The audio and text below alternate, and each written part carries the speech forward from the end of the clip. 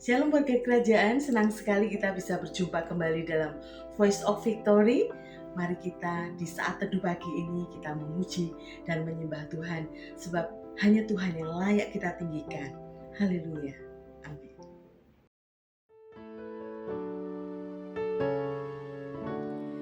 Tuhan, terima kasih untuk Engkau selalu ada bagi kami. Kami naikkan syukur kami bagimu. Terima kasih Tuhan. Dalam segala keadaan, Yesus Kau selalu ada. Ku percaya Kau besertaku. Pergumulan tetap ada, namun Kau jawabannya. Ku percaya Kau harapanku.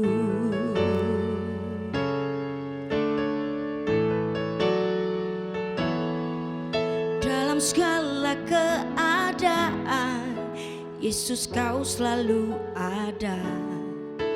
Ku percaya Kau besertaku. Pergumulan tetap ada, namun Kau jawabannya.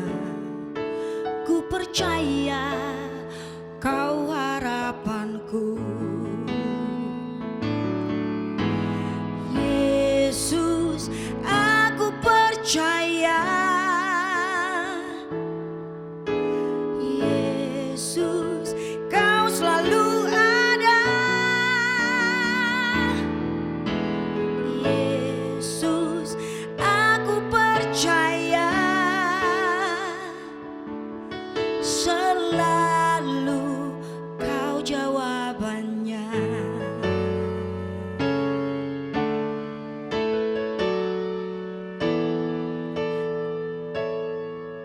Dalam segala keadaan, Yesus Kau selalu ada. Ku percaya Kau besertaku. Pergumulan tetap ada, namun Kau jawabannya. Ku percaya Kau harapanku. Yesus, aku percaya. Yesus, Kau selalu ada. Yesus, aku percaya. Selalu Kau jawabannya. Yesus, aku percaya. Yesus, Kau selalu ada. Yesus, aku percaya. Selalu Kau jawabannya.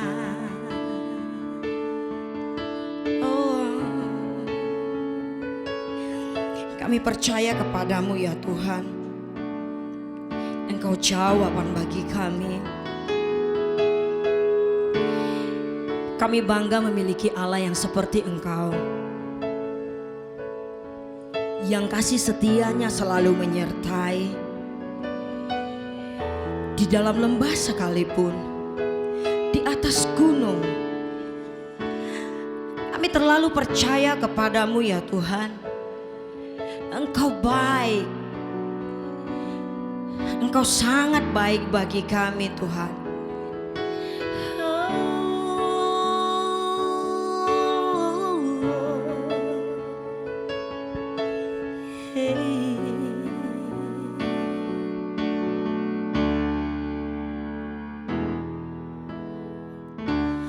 All my life you have been faithful.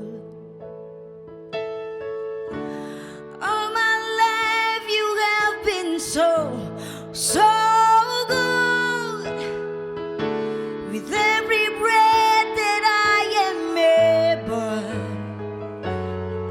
will sing of the goodness of God. And all my life you have been faithful. And all my life you have been so good. With every breath that I am able, I will sing of the goodness of God. All my life you have been faithful. All my life you have been so good. With every breath that I am able, I will sing of the goodness of God. Oh, ku percaya kau selalu ada. Oh, kau selalu ada.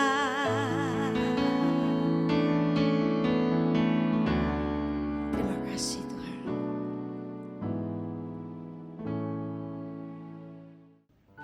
Shalom warga kerajaan, di dalam kehidupan kita ini penuh dengan tantangan dan proses. Dan selama bumi masih ada, kita pasti mengalami musim-musim yang sangat luar biasa. Ada musim yang tidak enak, ada musim yang enak, ada musim yang berat, dan ada musim yang ringan. Semuanya itu akan membawa kita untuk lebih masuk ke dalam tujuan Tuhan yang sangat luar biasa. Kita bukan hanya akan dibawa untuk naik ke puncak gunung, tetapi kita harus melewati lembah-lembah, di mana itu ada lembah pengujian dan lembah pemurnian. Apa tujuan Tuhan membawa kita ke lembah pemurnian? Yang pertama adalah Tuhan ingin membentuk karakter kita sampai serupa dengan Dia. Mari kita baca dari 1 Petrus 1 ayat yang ke-7.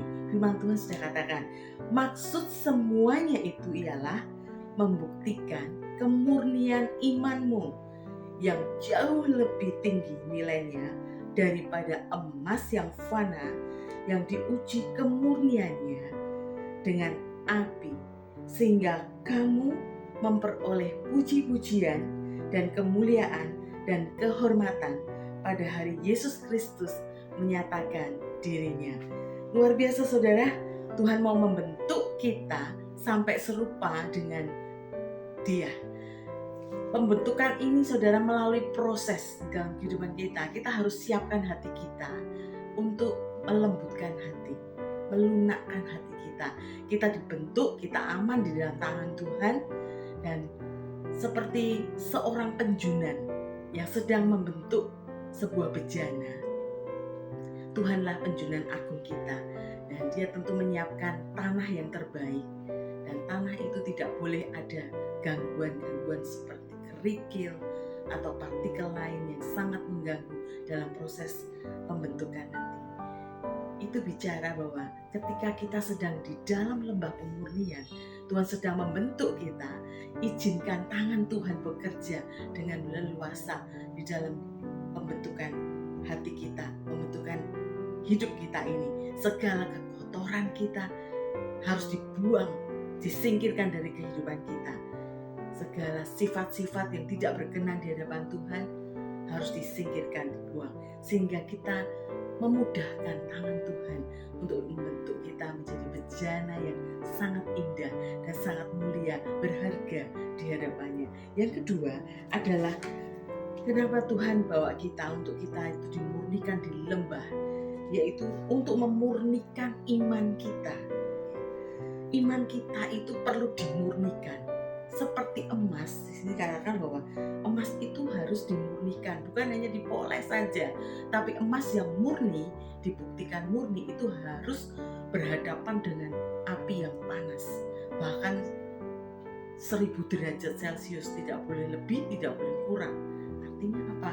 Bahwa ada situasi-situasi tertentu di mana kita merasa sakit, merasa mungkin itu penderitaan, kesengsaraan, tetapi ternyata itu kita sedang dibentuk di dalam api. Api pemurnian Tuhan akan menyempurnakan iman kita. Iman kita jadi kuat, iman kita jadi teguh, jadi kokoh, dan iman kita tidak runtuh ketika ada masalah, ada pergumulan, ada tantangan yang hebat terjadi, penderitaan di dalam kehidupan kita. Iman kita teguh di dalam Yesus. Ya.